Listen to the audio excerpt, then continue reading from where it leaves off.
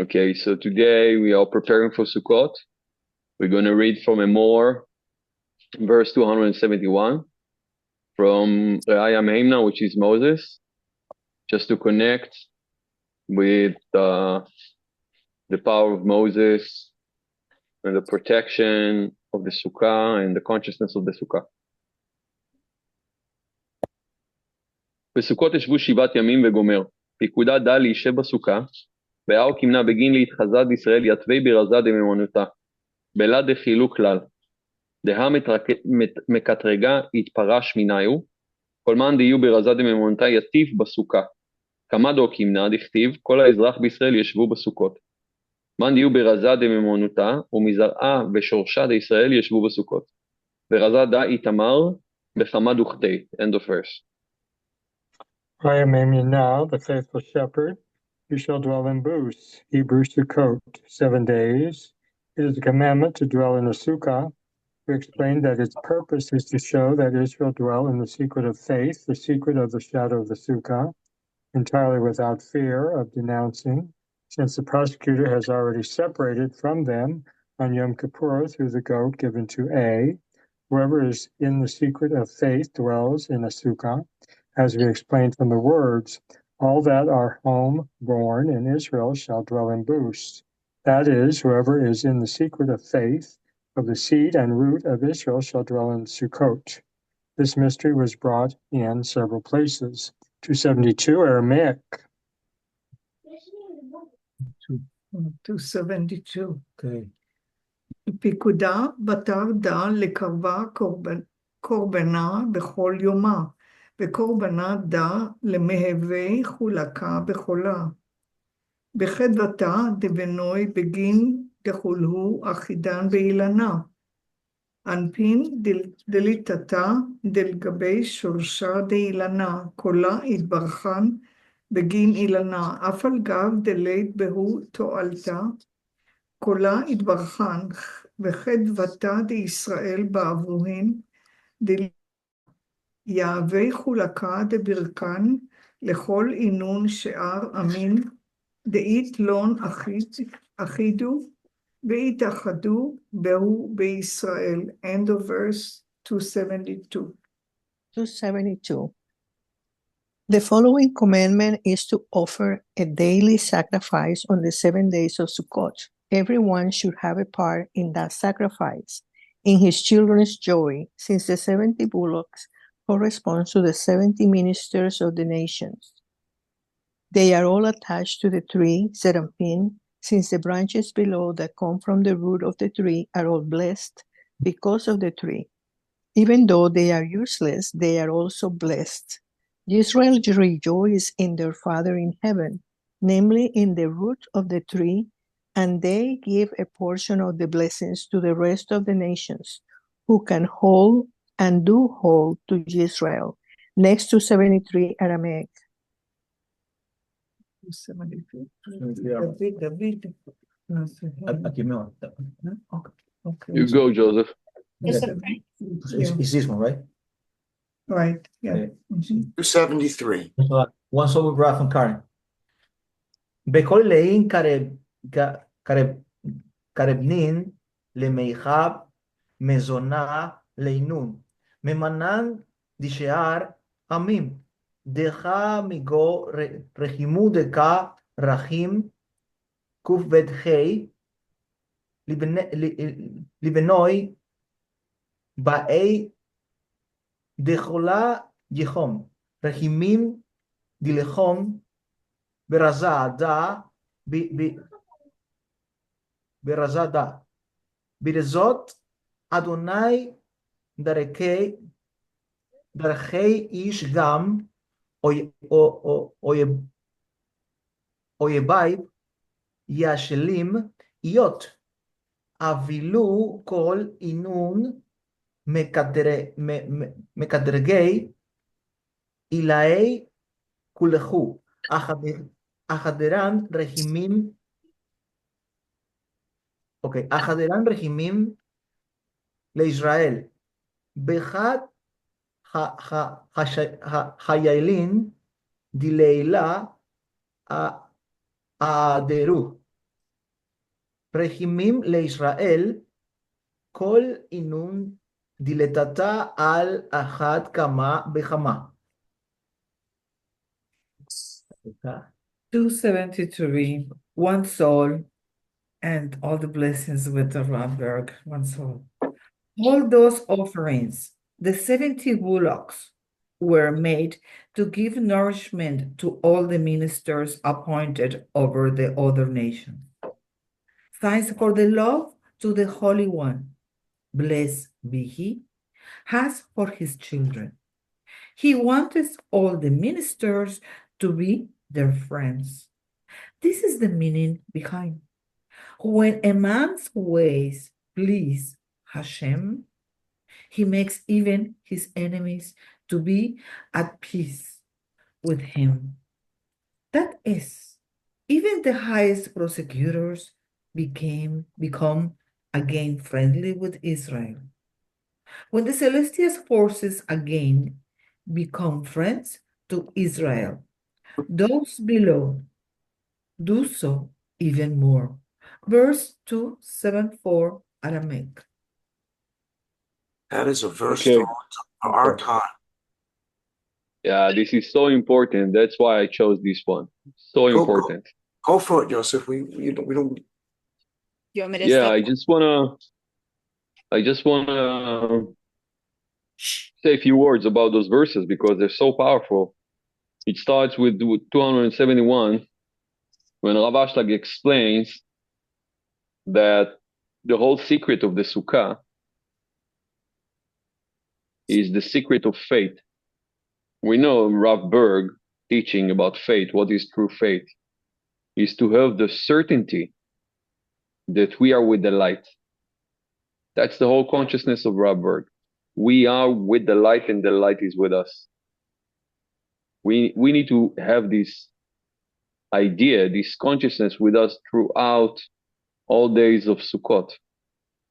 This is one of the reasons why the Rav didn't come out of the Sukkah.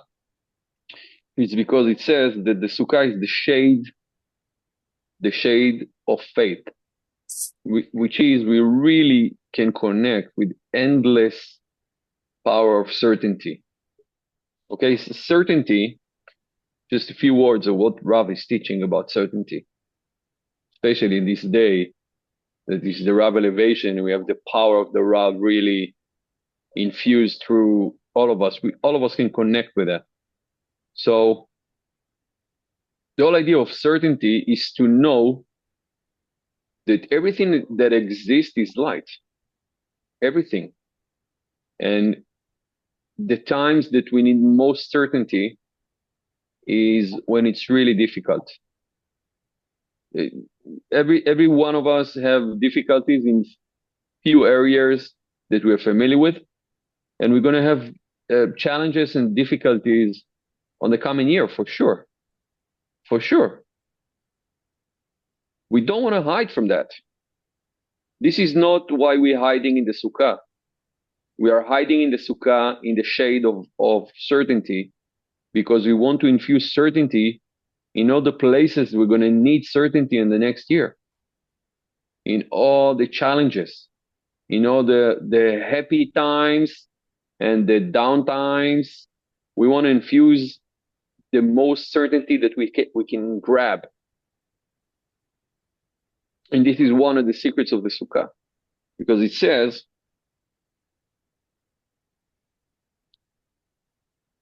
the Sukkah, you know that in Sukkot we're revealing the power of mercy. You know, all the lights, even the lights of these days. You know, today, the Rav Elevation Day is the Chesed. We're receiving Chesed from Netzach of Bina.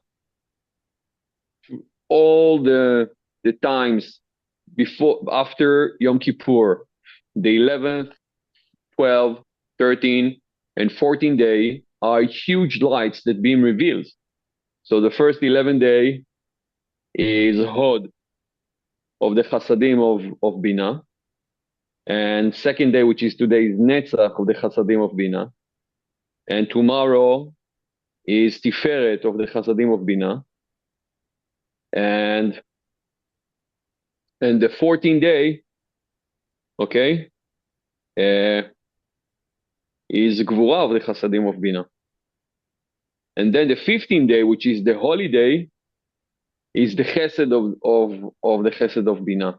So we're receiving so many lights. We're receiving lights from the Sukkah, from the day. We're receiving light from the Sukkah. We're receiving additional lights from the Lulav. We're receiving additional lights from the Akafot going around the ark. All those lights, really, they're about our ability, this is what the Rav is about.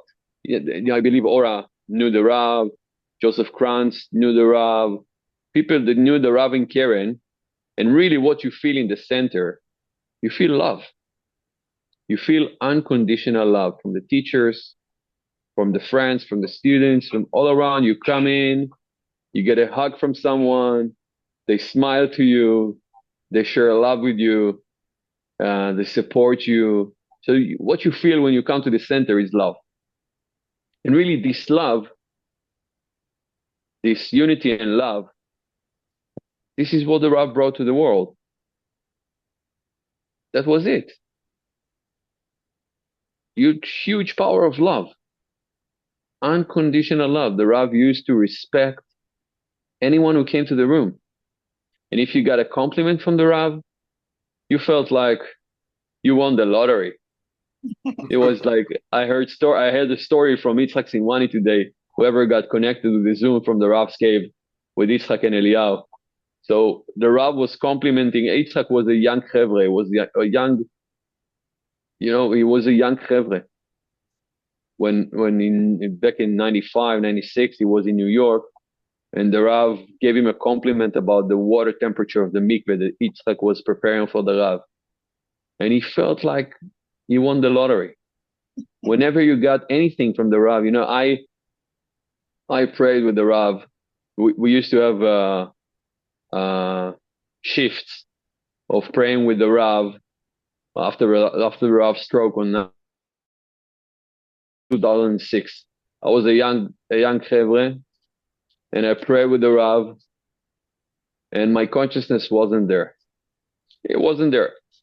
I was so afraid what's the Rav's gonna do. So I was like fearful of saying the consciousness of the prayer.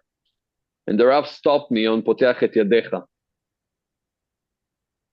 And he was starting to ask me questions about the meditations of sustenance. And I was mumbling about, I was like, it was blockage. I didn't know what to say. So the Rav really opened me up. He was telling me in a very strict and specific way. And he was explaining the meditations of Poteach et Yadecha, which really opened up my conscience. And the Rav said to me, Yosef, you're a mathematical genius. How come you don't get it? And how come the Rav, I was nobody. The Rav really I didn't thought the Rav know me. And I was diagnosed as a genius when I was young, and I didn't do anything with it. I didn't develop it. So how come the Rav saw it? How come? The Rav could see anything. He could see anything, and he could see it throughout the incarnations. Rav really saw each and every one of us.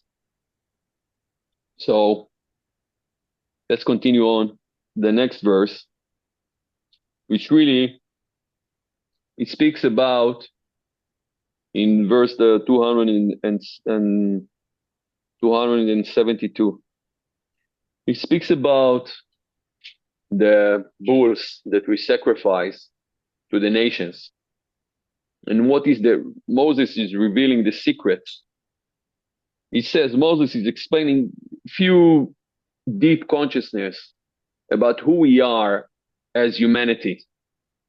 It says this, Mishum shekulam achuzim ba'ilan. Everyone, all humanity is coming from the tree of life. All humanity. all of us, we are connected in the same tree, which is the Iranpin, which is all the funnels of energy that comes down to the world. כי הענפים שלמטה נמשכים משורש האילן, because the branches, which are the nations, are connected to the root of that tree. And everyone, all of us, are being blessed by that tree. All of us together are connected. And when we, the people with the consciousness, are drawing blessings to our life and to everybody's lives, all these trees being blessed. That's our responsibility, to make sure that everyone is getting the blessings. That's a Rav. Rav used to take care of everyone. You know, there were few points of chaos in the world. You know, when back in my time, Rav was doing the miracle with Chernobyl. Is everybody familiar with the story? Oh, yeah. Chernobyl? All right, yeah. Yeah, all right, you're one of the veterans. Wow. Okay, for the people that don't know the story, basically there was a nuclear disaster in the reactor of Chernobyl in the 80s. We know what And it's Chernobyl. we all know that, right? Yeah. Yeah. Oh, yeah. And I think Chernobyl is in the border of Ukraine and Russia. I'm not sure about the geographical, but it was everybody left there, and they brought big vehicles and pushed all the radioactive remains from the reactor inside Chernobyl Lake. And it was a big radiation issue around there. So the Rav decided that he's going to solve it with Kabbalah water. So he sent one of his best students, which was Arthur Spokojny. You know Arthur, Joseph? Aaron Cohen? Arthur Spokojny, the Don't heart know. surgeon. He was Don't from know. New York Center. So he sent Spokojny with a tank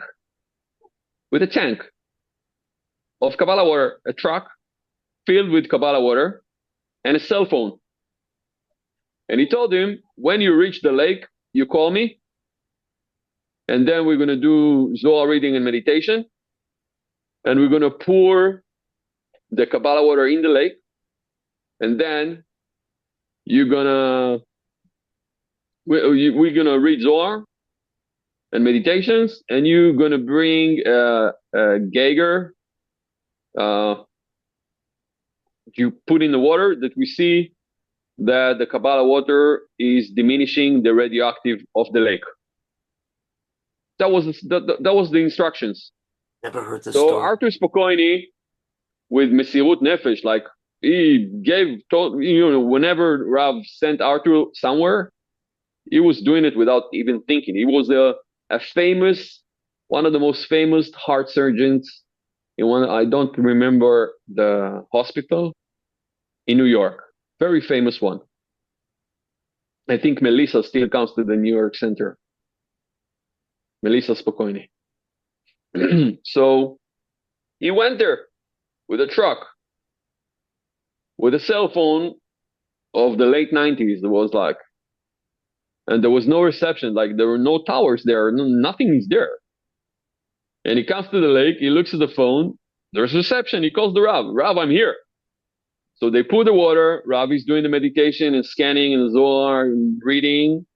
And he puts the Geiger counter in the water, and he sees it goes up and down and up like a fight. Up and down and up and down and up and down and up and down until it got balanced. Then the Rav want to infuse so much light in there. So when we used to do the Kaddish, do you remember all the time the Kaddish they used to do? Yeah, remember that? So we used to shout Chernobyl. And then another point, we used to shout Unterwasser. All these technologies that the Rav brought to the world of really infusing light in the darkness. All what I'm talking about in the previous calls is really infusing light in the darkness. Now we are the students of the Rav. We are whoever considered to be a true student of the Rav needs to practice restriction, needs to read and share Zohar, and needs to be up for the mission of the center. If you do those, any blessing you ask from the Rav, you're going to get it. Just as simple as that. The Rav is waiting for us to ask him to manifest blessings in our life. Waiting for us. We just need to be committed to the mission of the center, which is sharing Kabbalah and spreading the Zohar. And practice restriction. That's it. And be in a form with everyone around us of mercy, rachamim, and unconditional love. That's it. So we wanna be able to access the Rav today and for the entire year. The Rav is right next to us all the time. Just in a blink of an eye, just close your eyes, call the Rav, listen to his voice talking to you, guiding you. He's with us. I experience that on a daily basis. Rav and Karen, they are with us. We just need to be committed to, each and every one of us, he came to the center for a reason. We got infused with, we saw that love, we saw that energy, and we wanted to be part of that.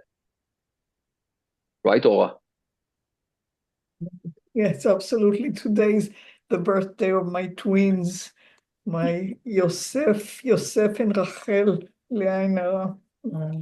They were born Erev Sukkot. Wow.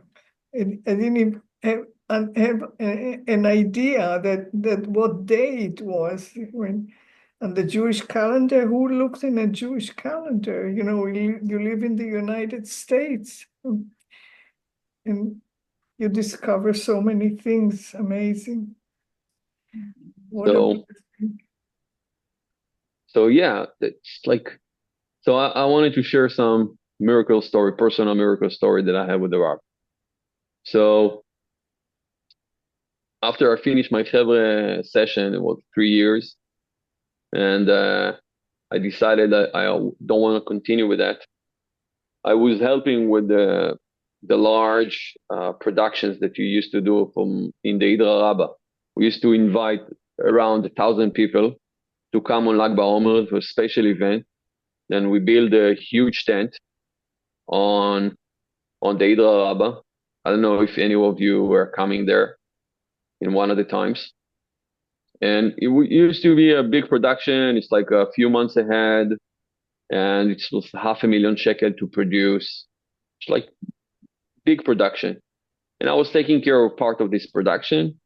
And back in 2007, Rav and Karen came, and Yuda and Michael came to Israel. And the Rav stayed for the Shabbat after. So Dominic invited me to talk to the Rav after the meal, first meal of Shabbat on Friday evening. And after I did the blessing for the cup at the end of the meal, so I went to talk with the Rav. The Rav was sitting. Everybody was cleaning the dining room in the Tel Aviv center. And I went there, and the Rav is sitting. I'm sitting next to him. The Rav is shaking my hand and looking deep into my eyes. And I remember looking at the Rav's eyes, and I said they were so shining and beautiful. And the Rav was asking for my name. So I told him my name. And the Rav was looking at me and nodding and said, "What's your father's name?" I told him my father's name. And they was looking at me for like a moment and nodding and said, "I know your daughter Rachel," and smiling to me and nodding to me and holding my hand. And the Rav was doing something. I don't know, but I can feel the Rav is doing something, but I had no clue. I had no clue. I got married in 2012, was 5 years before. My old daughter Miriam was born in 2014. And then in 2016, we were expecting a boy because the doctor said it's going to be a boy. So we went to labor, and all of a sudden, the nurse is rushing us to operation room, and I hear my wife is like moaning and screaming, and we never took anything to reduce the pain. No epidural. No, we kept it natural. My wife is she has a lioness. I don't know how she does that. She's like, even in the last one, David, she didn't took anything. Just naturally, I admire that. Amazing. So she was like, I hear she's struggling, and I'm outside the operation room in the corridor, and I hear the screams in the morning, and I'm frustrated. And then I got relaxed a couple moments after, and Rachel was born. And I knew it was something special because I felt there was so much protection there. And I felt later on that because the labor was so hard, something was supposed to go wrong. And I told Karen the story of the Rav. And Karen said it was after our fast already. And Karen said, oh, the Rav already gave her a name. And when we gave her the name, it was in Yehuda Berg's bar mitzvah of his youngest son, Yaakov. It was in Tzfat. It was with Yehuda and Michael and Karen. And it was the second Shabbat. And on that Shabbat, it was the day elevation of Rachel Imenu, Rachel Imenu. And I sensed the Rav was fixing that from the very beginning. Like she was not supposed to come. She was, God forbid, something was supposed to be bad. And the Rav was taking care of that. It was the Rav saw it. Just Wow. saw it. There was no time and space for the Rav. He was not connected with time, space, and motion. He was totally controlling the physical world. It was really special for me. So yeah, that's my personal Rav story. This one and the time that I pray with the Rav. So really, if you want to experience the Rav today, we need to be fully committed to what the center is doing and take active part in that. And by taking an active part without any, in Mesirut Nefesh, without like, if somebody wakes you up in the middle of the night, it says, listen, we go now, you're Americans, right? Part of you. We go now to put Zohars in the middle of the night on the West Coast. You jump on it. You put everything aside.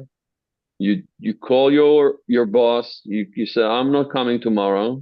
You're fully committed to that. And by doing that, you're accessing the blessing of a Kabbalist. You can access it. Everybody has his test about the center, about the mission of the center, about his Mesirut Nefesh, his ability to put everything aside and just be dedicated to the mission of the center. So if we really want to be a beacons of light for others and be able to manifest the blessings that the Rav and Karen are waiting to give us, we need to be fully committed to the mission of the center. And I know today there are no like special mission like that. Like what you're doing with the Zohar Quad, you come every day, with dedication. You put yourself in. You wake up. I mean, like there's students that wake up early morning to do that, and of course, we always need to look for the next step. And really, the next step for all of us is showing that love and commitment to other new students. They don't know the center. Most of the world don't know the center. I think they were passing through in the center a few millions, but most of the world, the billions of the world, they don't know the center. They don't know the Zohar. They don't know anything.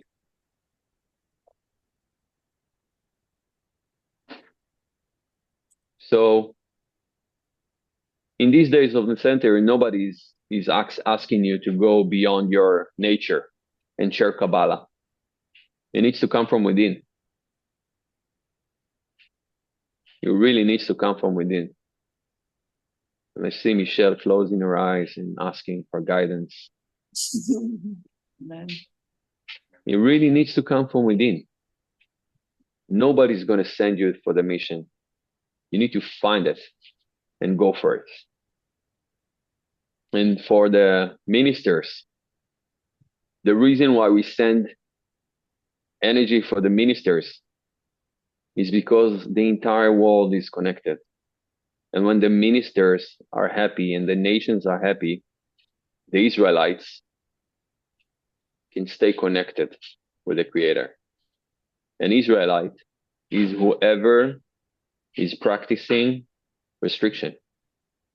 That's an Israelite. Whoever has the 3-column system and the ability to practice restrictions. Questions, guys?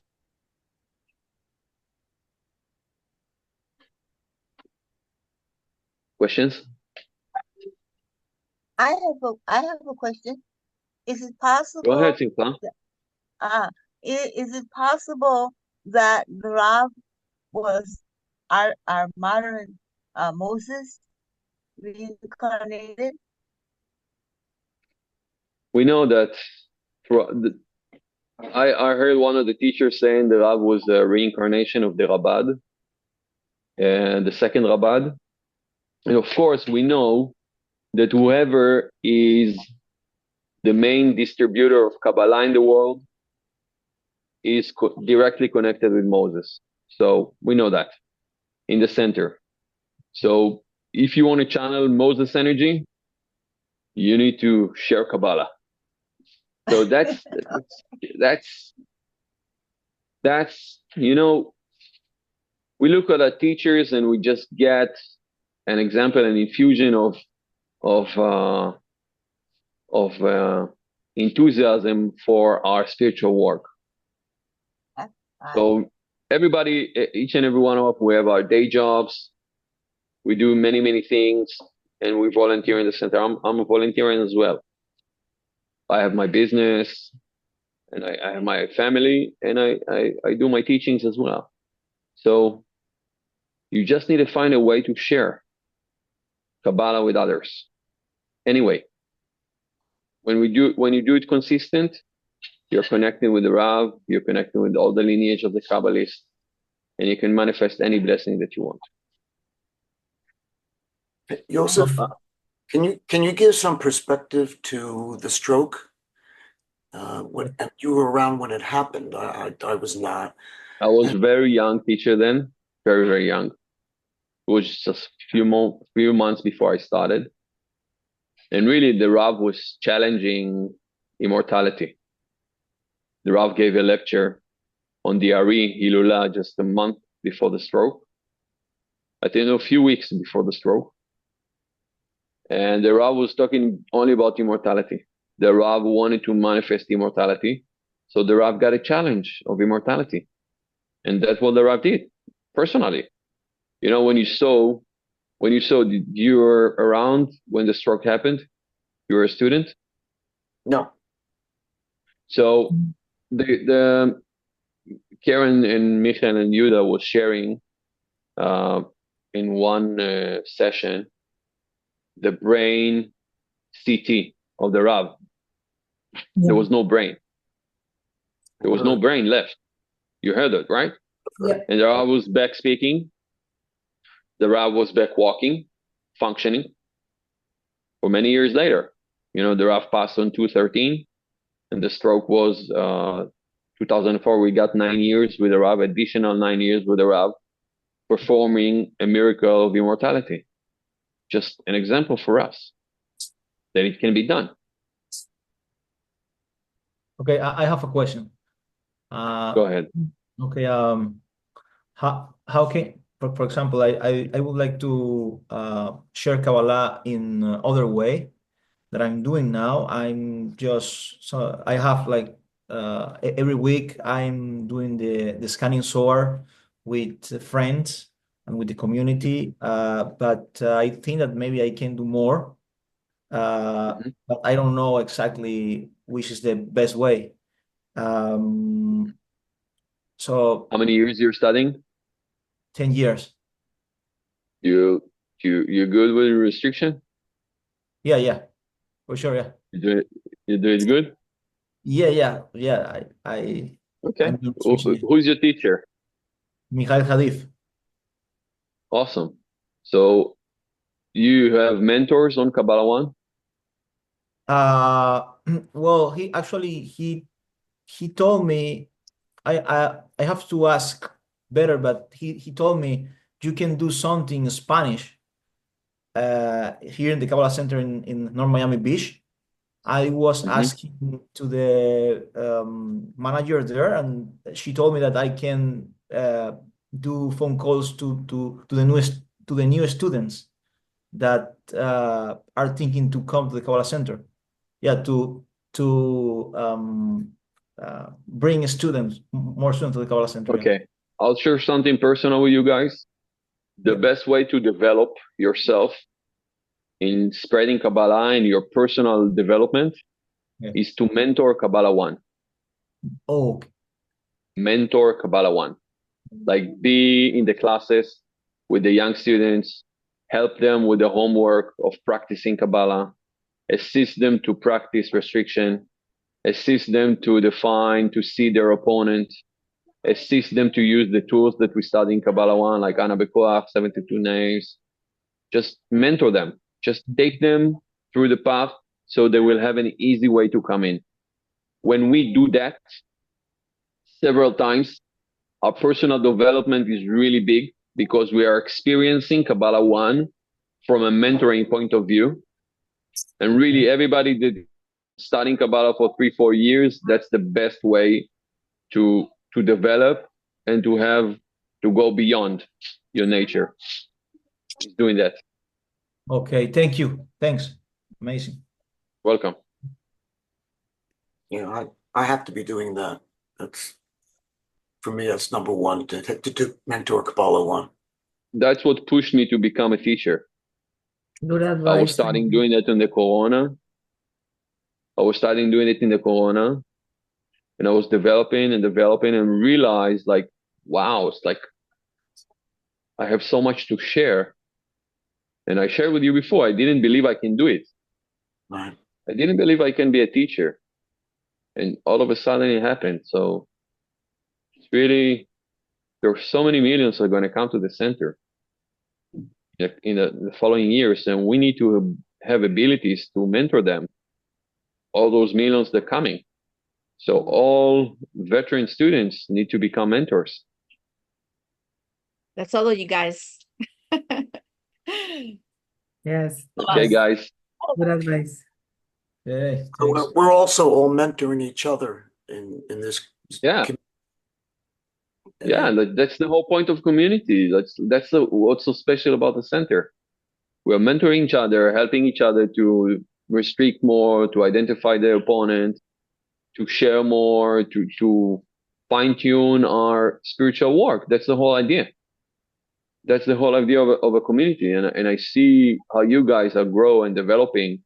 And really, for all of us, the next phase is new students for a lot of us. Okay, guys. Thank you, Thank you so much. Awesome, man.